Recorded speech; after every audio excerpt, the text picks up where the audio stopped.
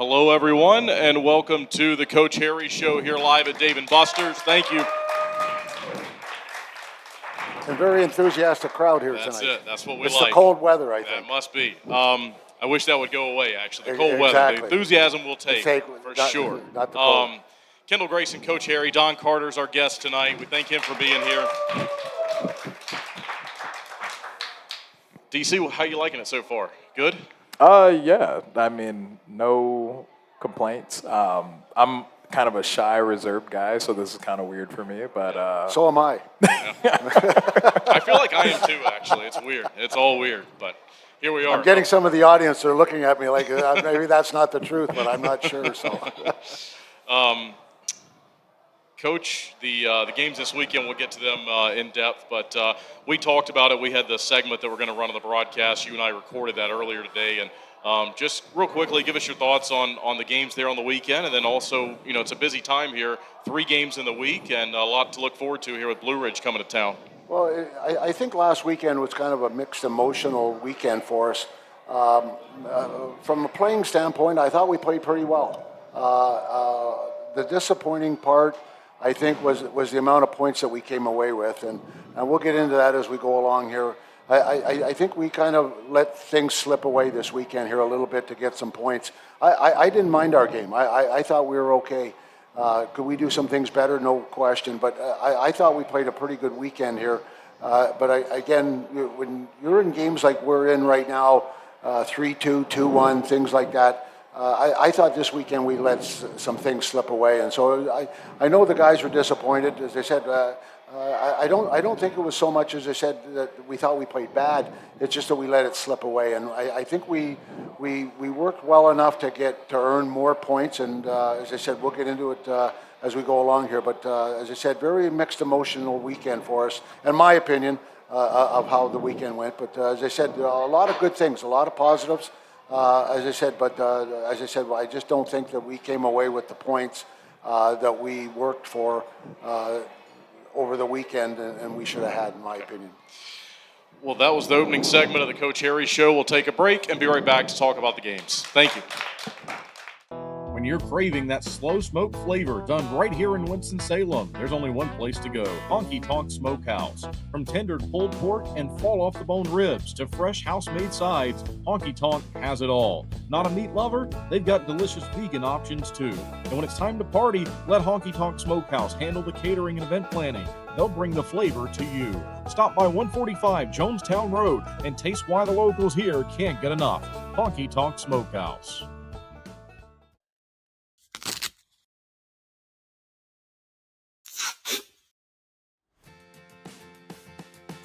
What are you doing, bub? Just fixing my chair. You should call Contract Business Solutions. Good idea. I'll give them a call. Proudly serving the Piedmont Triad area for over 17 years, Contract Business Solutions partners with leading manufacturers to create innovative, budget-friendly workspaces. From design and layout to delivery and installation, explore our capabilities at cbsworkspaces.com. Looking to buy, sell, or invest in real estate around Winston-Salem and the Triad? Meet Jennifer Sapp, your trusted local realtor. With nearly 30 years of deep experience, Jennifer specializes in everything from historic homes and remodels to investment properties, college town housing, and short sales. She's known for honesty, integrity, and making the process as stress-free as possible. Ready to make your move? Call 336-782-3148 or visit jensapprealty.com today. All right, everyone, welcome back to the Coach Harry Show. Coach, we'll get into the game coming up here, the one that we had back on the weekend. But going into the weekend, I think you're certainly excited about the games that were coming up, and Columbus is a good team. And Friday's game was a little bit of an odd one in that, it seemed like you outplayed them. You had them outscored there at the end. They tied up late, but we'll get into all that. So what did you think about the start? Because I know over the last few months we talked about starts and getting off to good starts, and you outshoot them in the first period. You don't get a goal, but you end up going up there in the second period. Yeah, no, I liked it. I thought we came out, with a lot of enthusiasm. We traveled Christmas night and we got in there, and as I said, I liked the way we started. I had no issue. As I said, Up until probably, in the third period there, I had no problem. As I said, I thought everything was kind of clicking. I liked the lines. They were going well, I thought, at the time. We were mixing and matching a little bit on the defense, and so I liked it. Friday we kind of got some news that, two guys were going to leave. So everybody was mixed and matched on Friday night. It was kind of a hodgepodge kind of a lineup here. But as I said, I thought the guys played very well. And as I said, I couldn't complain at the end, even at the end of the second period. As I said, I thought we set ourselves up to succeed. And as I said, it kind of slipped away there in the third. And just talk about the third period there, because I thought that, your group, you said, set yourselves up to succeed, and you certainly did.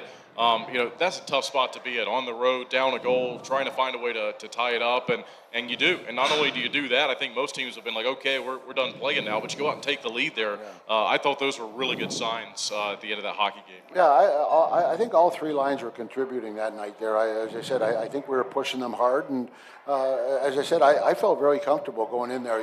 They've had a pretty good start. They're ahead of us in the standings, and everyone looks at that, but it's always a close game against Columbus. But I thought that we matched up well against them, and as I said, with the lineup changes that we had, I thought everybody gelled really well. Knowing this at the last minute how things were going to work out, though. But as I said, I enjoyed it. I watched it. I could feel the energy on the bench.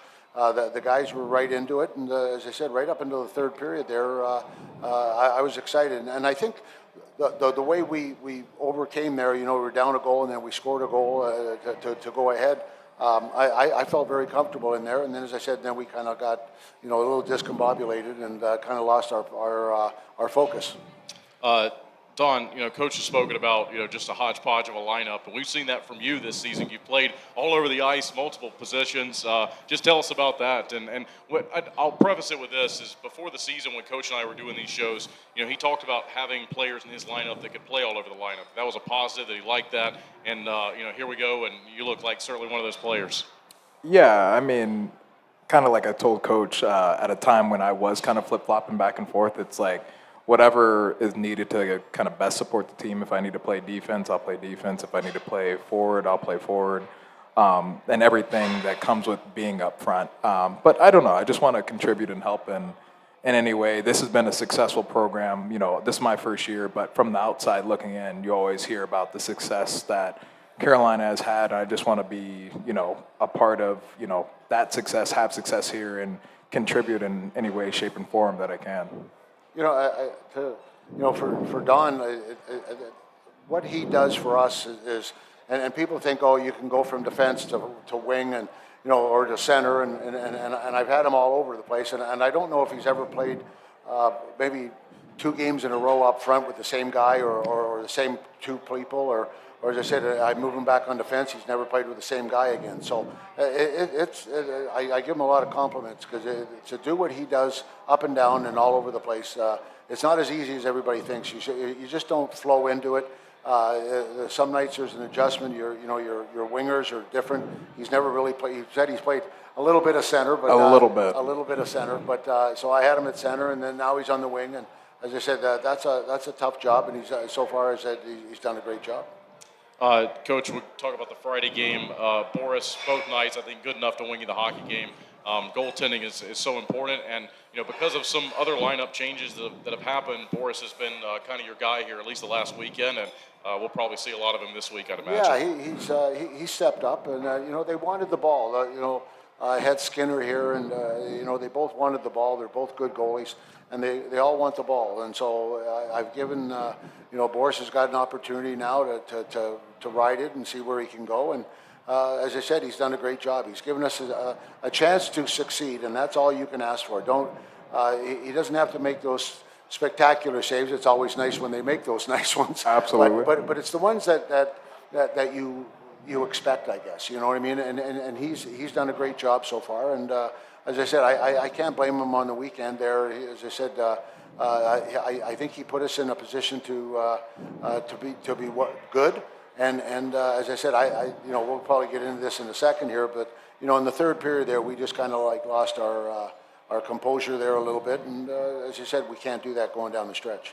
And you mentioned the loss of composure. There was the penalty that was in there. I know there was a penalty that was late in the second period too. Just if you could, just talk about that and how that went down. Again, I hate to keep bringing this up, but we talk about those guys in the stripes, and there's some nights where the frustration and Boots, he was going down there. I think we were killing a penalty actually.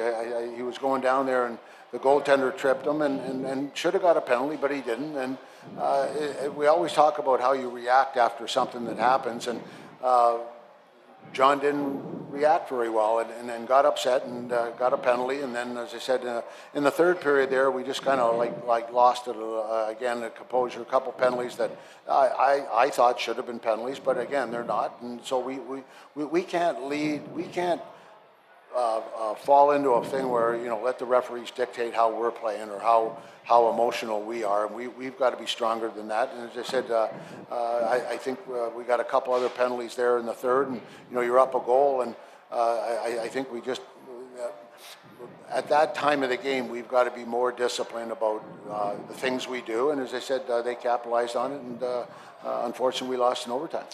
Before we move on to the next segment, anything you'd like to say about the Friday game? Any other thoughts before we move on? Well, I think that's one. You can ask Don here. I believe that we all thought that we played well enough we got a point out of it, but I think we deserved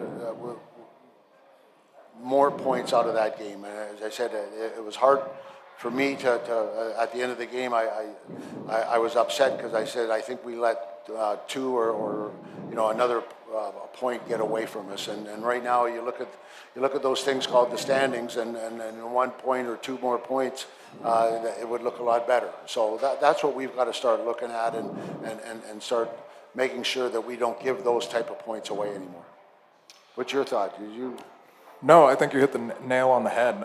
You always talk about discipline emotionally, and I think in a game like that where things aren't going our way, and it's Columbus, you always kind of want to beat Columbus. And so I think, especially as the ebbs and flows happens, we have to be a little more sound, in terms of our discipline. I mean, we can't, and refs always get the retaliator. So, we just have to kind of mind our P's and Q's as much as we don't want to. But I agree. I think we dominated them for even, basically just not 10 to 15 minutes of the game. And, that's kind of the game of hockey sometimes. So. And we talk about it this year here. Like, I don't know if there's been a game this year where,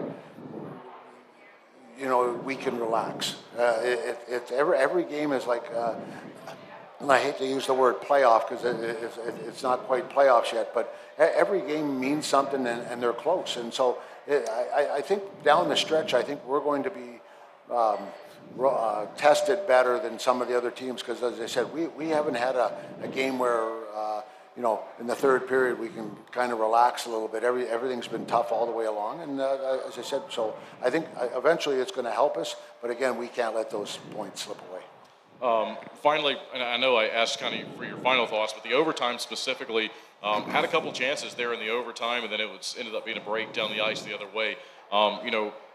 You want to win in the overtime, but what'd you think about that extra period there? You have Gus walking down the slot and taking the shot, and I think we all thought it was going to be on the money, but that's what happens on 3-on-3. A lot of times you watch the NHL now 3-on-3.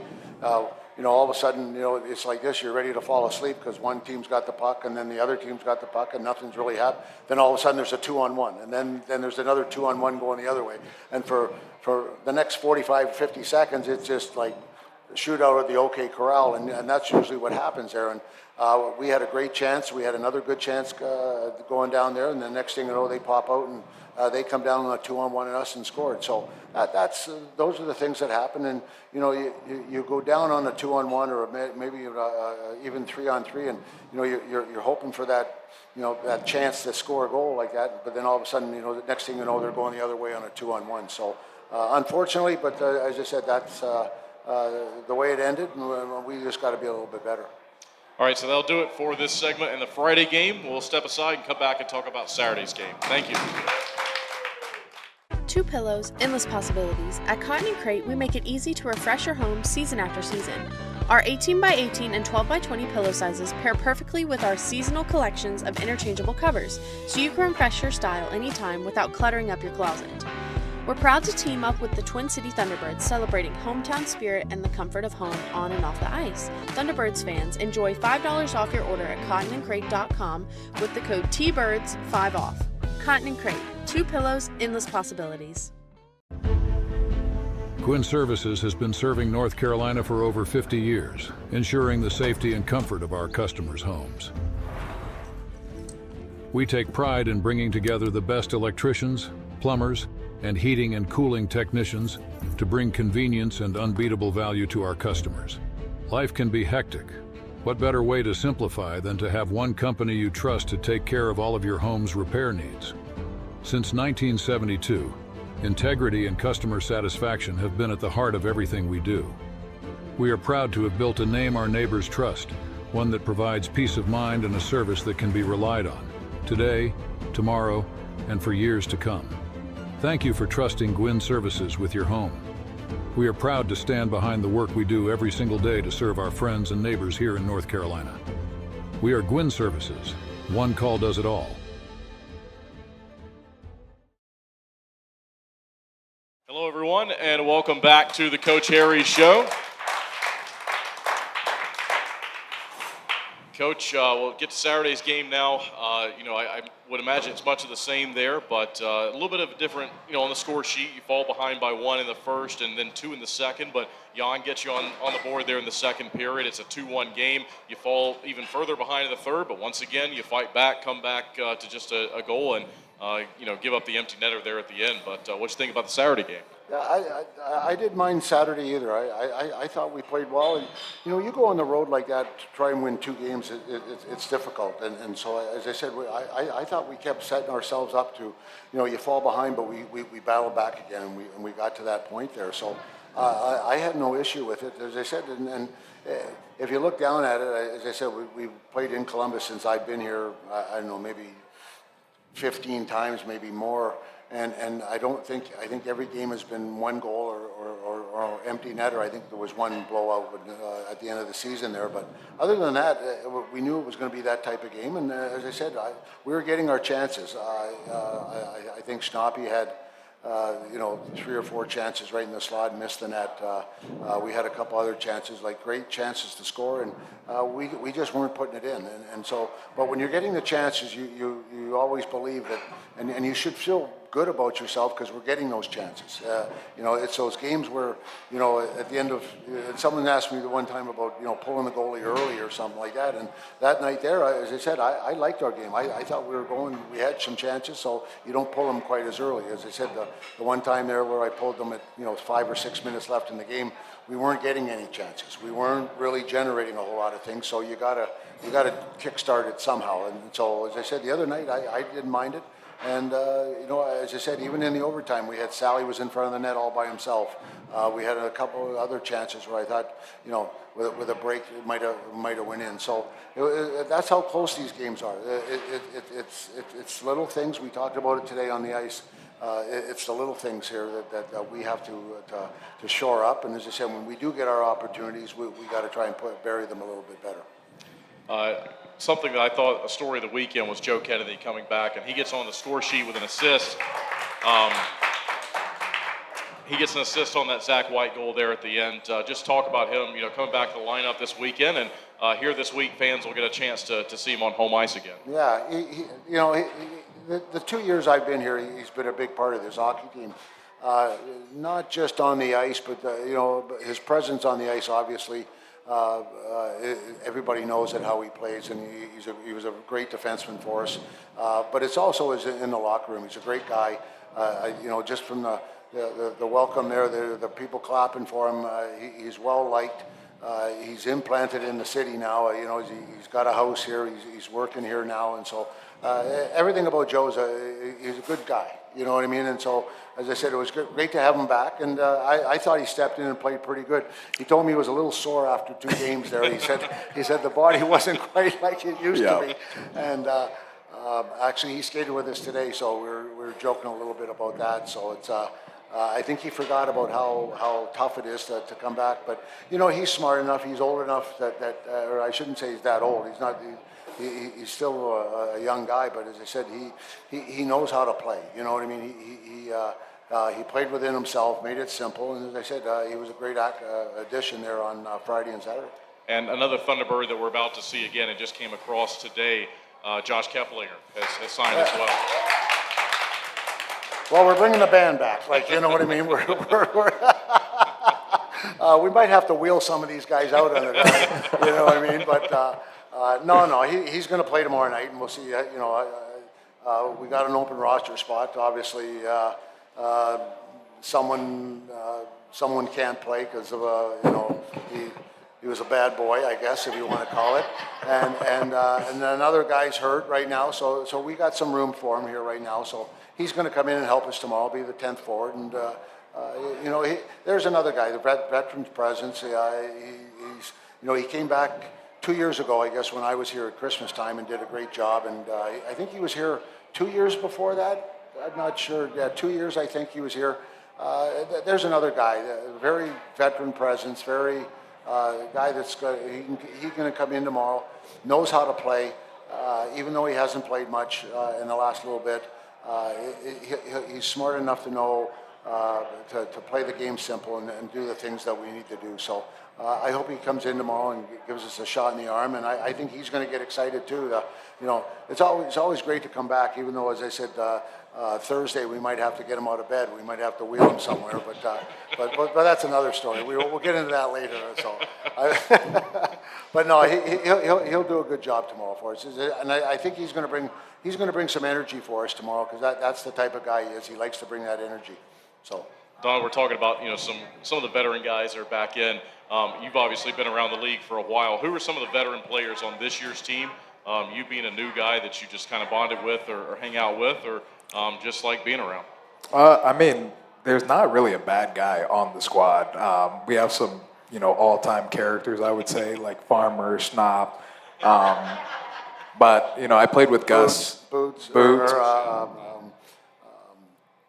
Mikey's a character too. He's hilarious. But I don't know, just through playing, I was a teammate with Gus before in Macon before he came here.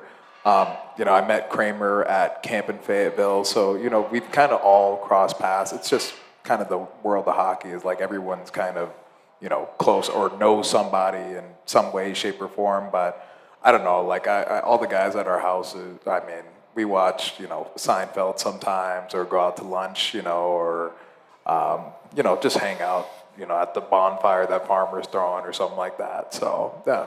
Nice. It's a small world. We talk about this. A player's name will come across, and all of a sudden they'll say, "Oh, you know, Karch might know him because he played with him like that." And then all of a sudden, you know, another guy on the team knows him, and he knows him. Well, then that's his. He knows his best friend over here, and you know, next thing you know, I got 5 opinions. You know, I was looking for 1, but I got 5 opinions, Yep. right? And so. Or they know a guy on the other team that knows him, so they call him. And as I said, it's before you know it, I got a whole dossier on one guy. So it's a small world, but that's the great thing about hockey. As I said, when the puck drops, it's a battle. Yeah, absolutely. But as I said, you know, there's a lot of friends out there that you have, even on other teams. Coach, before we move on to the fan questions in the next segment, anything else you'd like to say about Saturday's game, about the weekend, anything like that? Well, a couple of people asked me about how the bus is doing. It was a little shaky on the trip home, but it wasn't too bad. But we got home just a couple hours later, but it wasn't bad. But no, it was just, as I said earlier in the show, probably the one weekend we've played this year where I think I was more disappointed, and I don't know if the word disappointed is, as I said, I just thought we played well enough to get more points, and we let things slip away, and that hurt. From a game standpoint and a tactical standpoint, I thought we played pretty good. You know what I mean? Like I can't say, you know, we got to do this or we got to do that or whatever. And as I said, we always think we can be better. I know that. Every day we try to be better than we were the day before. But as I said, I just think this weekend, especially when, you know, we started playing pretty good. We won 5 out of 6, and then now all of a sudden, as I said, we let some points slip. So a little disappointing, but as I said, there were some also good signs also. All right, well, that'll do it for our weekend recap. We'll take a break, come back, and answer some fan questions. Thank you. Being your best is hard. You gotta take care of yourself. You got your husband. Let's put in a pool. For the kids. For the kids. Forget the car. How about a motorcycle? And if you own a business? We need servers from, like, this century. Yeah. At a Legacy Federal Credit Union, we're committed to helping you be your best you. Whether it's with an unbeatable car loan rate, home equity line of credit, or small business help. Who's the best? Visit alegacy.org for our best rates. I want to stop losing sleep over this. I want to know that surgery is the right decision. I want to protect what I've built. I want a plan designed just for me. I want to know that I'm in excellent hands. I want the latest and greatest.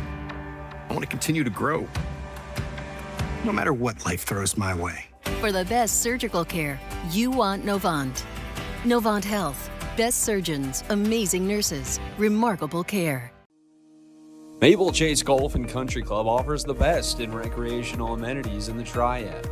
Come enjoy a meal at the Pine Brook Bar and Grill, relax by our pool and cabana, and gear up at the Pro Shop while sharpening your skills on our 9,000 square foot putting green, and play around on our 18-hole Ellis Maples Design Championship Golf Course. You can find out more at maplechasecc.com. That's maplechasecc.com. Hello, everyone. Welcome back to the Coach Harry Show. It's now time for our question from the fan segment. We got some good ones per usual, but the first one here, this one is for you, Don. It says, what does Don Carter Sr. do, and was he also in sports like you are? Well, Don Carter Sr. currently is retired. He sleeps until, I kid you not, 2 p.m. every day. Me and him would get along. Yeah, he currently is still a pastor right now at our home church, but he was working for Chevron as an accountant, the oil company. But he like, if he was here, he would tell you that he was an athlete. He did everything. He actually owned his own martial arts studio he's from Louisville, Kentucky, back in Louisville, Kentucky, and did, I don't know, every art under the sun. So, yeah, wow. A little bit of an athlete. My mom also was, I think my mom truly was the athlete of the family, like multi-sport in high school and whatnot. So I think she would truly be, the one to I guess you could say, gave me my athletic prowess. Do you have any siblings? I have a younger brother. 2 years younger. He actually just got married last April. Good. Next question says, when did you start skating? So my story is a little unique. I started playing roller hockey when I was 4 or 5. California, like, not a lot of ice, but we had, like, old roller disco rinks everywhere, and so that's how I got my start. And I didn't jump to ice until I was, like, 16 years old. So super late, but fortunately had a great coach that Harry actually knows, Derek, and he kind of took me under his wing, taught me how to skate and how to play the game of ice hockey, so to speak, and it's been from there. You talk about a small world. We were talking he was trying to come here, and we were talking there, and I just said, you wouldn't happen to know Derek Eisler, would you? And he goes, yeah, he was my coach. And I was like, so I knew Derek when I was with the Sharks, and he was working with the Sharks, and we did hockey schools together and everything like that. And I probably haven't seen him in, 20 years or something like that now. But that's how small the world is. Like, as I said, all of a sudden, as soon as I mentioned his name, he started laughing like that. So it was good to hear. I think when you called me that particular day, I was literally on my way to work a camp for him. Yeah, work for him. So. That's wow. Okay. Next question says, who would you not want to room with on the road? I mean, I've had pretty good roommates. This past weekend, I was with Farmer, and I mean, it wasn't bad. Like, he's a tidy guy. Like, he's just unique. Like, he has some quirky sayings, some mannerisms, but I don't know. Like, I wouldn't really say I don't have anybody. I mean, if anybody, I would probably say, like, Snop, but he just snores so loud. I'm just like, I couldn't do it. And to come to your defense, we've been doing this question since I've got here, and probably I think I think we're at 100% probably. I don't know. We might have had one off, but anytime that question's asked, it's schnock. Yeah. And so, as I said, so I'm glad you came. I think we're still at 100%. I think so too. Yeah. How do you like being in Winston-Salem? What do you like doing in your spare time? How's it been for you so far? I like it. I wish it was a little warmer. California guy, I like warm weather. I have a whole suitcase just dedicated to shorts, so this has been a little unusual, but I'm a big coffee guy, so basically every day I try and go find like a new coffee shop or something like that. So also a huge foodie, so any restaurant, cafe, whatever, I'm probably looking for it. So that California vibe, he's got. He likes that outdoor California vibe there. This one says, what is your pregame routine? Do you have anything specific? Do you have to get there a certain time? Do you do anything before the game every night? Nothing really. I get there 3 hours early, so extra hour just because I like it quiet. Just kind of walk around. I stretch the same way I stretch every day before practice, so nothing really crazy. Okay. This one is, if the team had a reality TV show, who would be the star? I mean, we could go back to Snop, Farmer. It all depends. If we're like trying to go like viral and have like a too hot to handle hit, I mean, those two would probably be on the docket. But yeah, I'd probably leave with those two for sure. What would you name the show? Oh, I don't know. We could say a couple of names, but we I can't don't do that right like. now. I don't know if there's. Yeah, I don't know if any that we're on live right now. I don't know if we can do that. So. All right, we'll give Don a little bit of a break here, Coach. These next few will be for you. Any comments, follow up now that the strike has ended in the ECHL? I know we had that question last week that it was pending, and now they've gone through it and it's over now. I've talked to quite a few people the last, probably since Christmas night.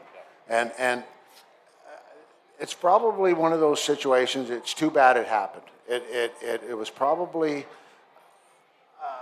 the best way I can put it. It's probably the most unorganized strike I've ever seen. Nobody knew really what was going on. I talked to 4 different people, 2 head coaches, 2 assistant coaches, and everybody gave me a different answer. And one organization, I talked to 2 guys, and they both belonged to the same ownership. But they gave me 2 different answers, and so it was one of those situations, and I know some people know the story with Kramer and Whitey, but starting Christmas night, they're trying to have my turkey dinner there at Mike's house. All the answers, all the questions are like I had no answers, and it was just, and nobody really knew. And as I said, some people thought they were going to play, some didn't know if they were going to play. Some teams were trying to.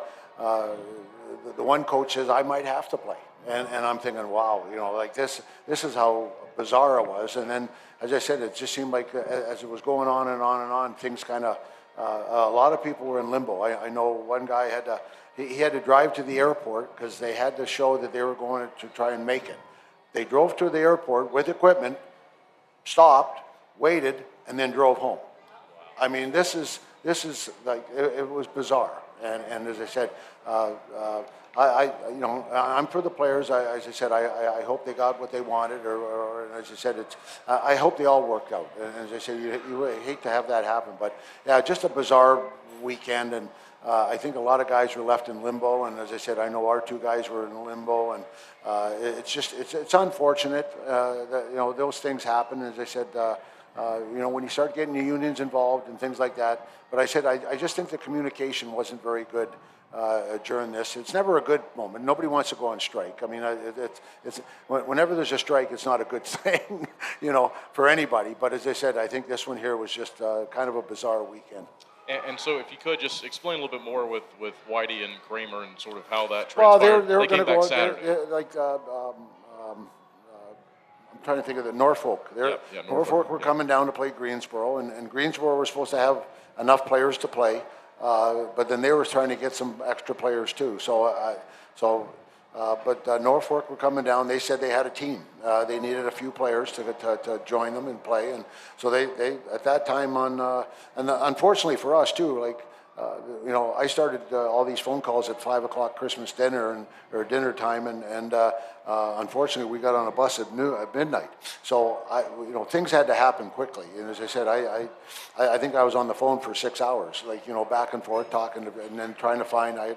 Joe Kennedy had to come. So, but as I said, I think on the Friday night or the Thursday night, I think everybody thought there was going to be games. And so they were trying to scramble as best they could, and when you're getting a directive from your boss, and you have to run with it, even though maybe you don't like it, but you have to run with it. And as I said, that's what happened with those guys. They stayed, and unfortunately, I think sometime Friday the games were canceled. So and then I heard that the Saturday games were canceled. So then they reversed back. So everybody went back to where they were going to.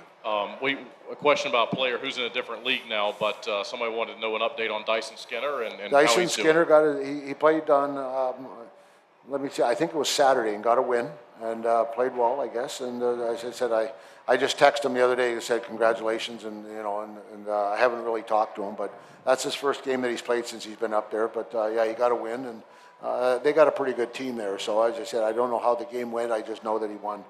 As I said, I don't know if any guys talked to him at all or no, but as I said, I know he got the W.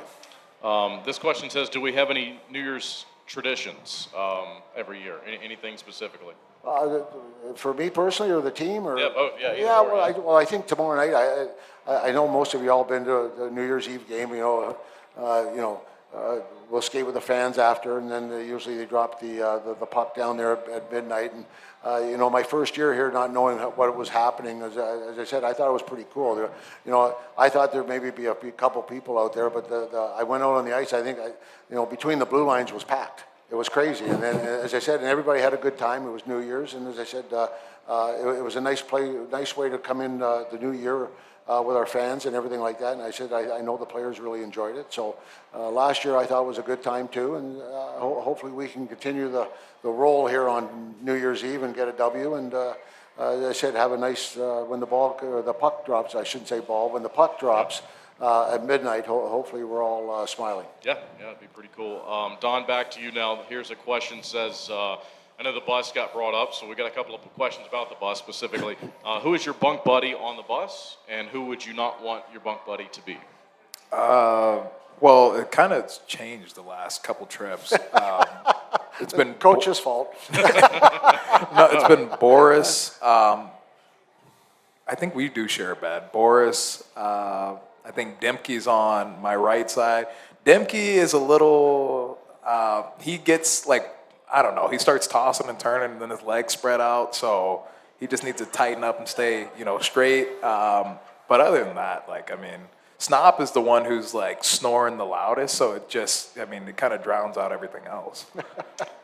If we did a video tour of the bus and the locker room, who do you think would be good to give that if we were going to do that?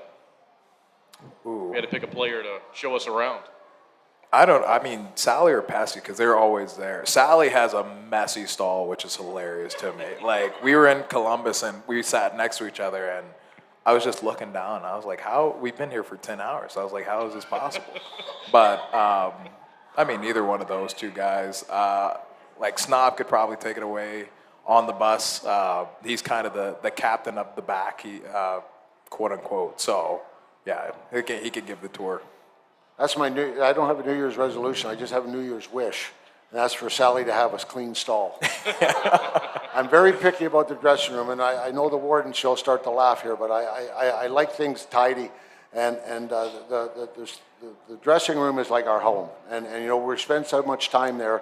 You like it. I always liked it clean, and as I said, every time I see him, and I keep threatening him to call Abby and so straighten them out. So I might have to do that coming. That might be my New Year's wish. I'll have to call Abby and straighten them out. So. Final question we have tonight, Coach. We see that Michael Mania was put on 15-day IR, retro back to the 21st of December. Question that's on the sheet and a question that I get all the time: how's he doing, and what's the update you can give us? No, Mikey skated today, and we just did it. He's probably on the verge of playing. but he hasn't skated probably in 2 weeks or more in that. And another week, we play 3 games in 3 days. It was just, and we don't have a lot of practice time.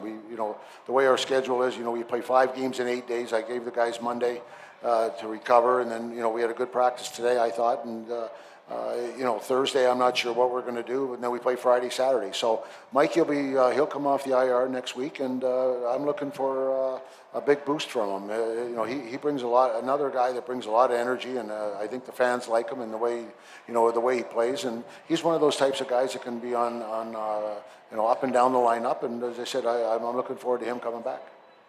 All right, everyone, thanks for your questions. We'll take one last break and come back and preview the games against Blue Ridge. Thank you. Flow Offer to Purchase makes it easy for you to generate an appraisal for a vehicle online in under 5 minutes. You can confidently use Flow Offer to Purchase to determine your vehicle's trade-in value or to get a real offer to sell it to us. Here at Flow, we've always had a transparent, interactive appraisal process that our customers love. We developed our Flow Offer to Purchase tool to offer you that same great experience online or through our Flow Garage app anytime, anywhere. Using Flow Offer to Purchase is simple. Either enter your license plate number or VIN, and the system will pull up basic information about your vehicle. Some vehicles have options or extras that need to be selected in order to pull an accurate value. Then just tell us about the current condition of a few things like your tires, dents and scratches, or mechanical issues. From there, a real offer on your vehicle, whether you buy from us or not, is just a click away. Just a heads up, our staff will check over your vehicle to ensure your Flow Offer to Purchase is accurate. Your satisfaction is our priority. Flow Automotive dealerships have processed tens of thousands of vehicles using Flow Offer to Purchase, which has resulted in buying many thousands of cars from customers. Try Flow Offer to Purchase for free today. You can access this tool by clicking Sell Trade on flowauto.com or your dealer site by starting the Sell Trade dialog in the center of the homepage.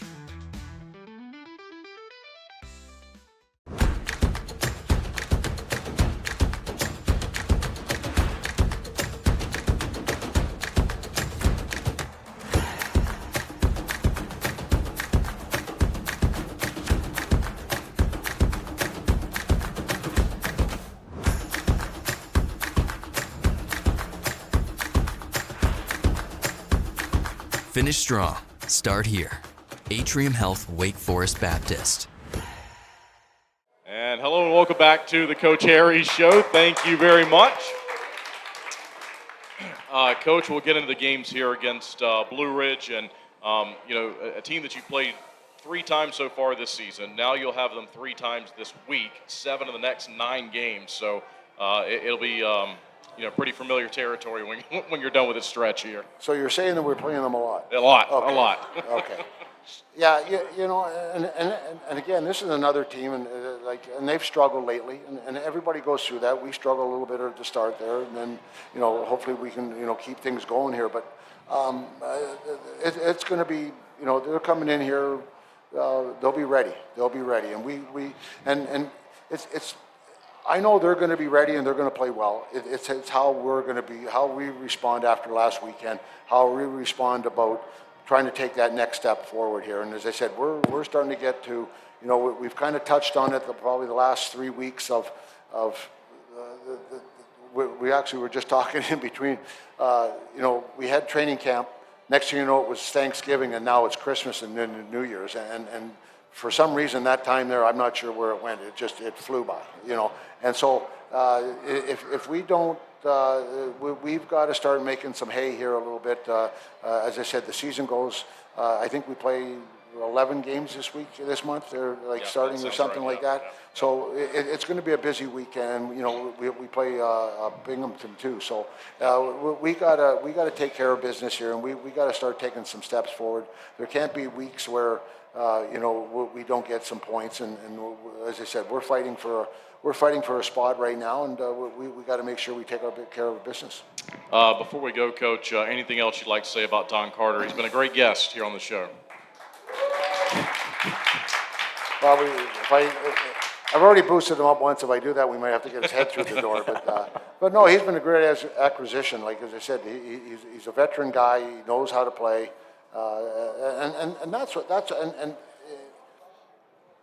going to say it in front of you. He's a good guy, and he just mentioned about guys are good guys. And as I said, I think that's why, I enjoy going to work every day. When you have a good bunch of guys who want to work and try to make themselves better, and even through the tough times, and that's when you really know what the character's like in this team here, or with the people. When the tough times are happening, do we kind of stick together and fight through this? And that's what we've got to do here. We got to band together. I talk about it. Grab the rope. Everybody grab the rope, and let's pull in the one direction. And if we do that, then as I said, I think we'll be okay. But it's guys like Karts and some of the older guys who have been around a little bit. They're at this time of year. That's when the veteran leadership really comes into play. The young guys, they're still trying to figure out what the heck's going on sometimes. And as I said, if they look at the veterans and the way they present themselves, not just on the ice but off the ice, then that's a good way to go. And as I said, I'm lucky to have the not just Don, but all the guys who've been around. All right, everyone. Well, thanks for another Coach Harry show. We'll be at Little Italy next week. Thank you.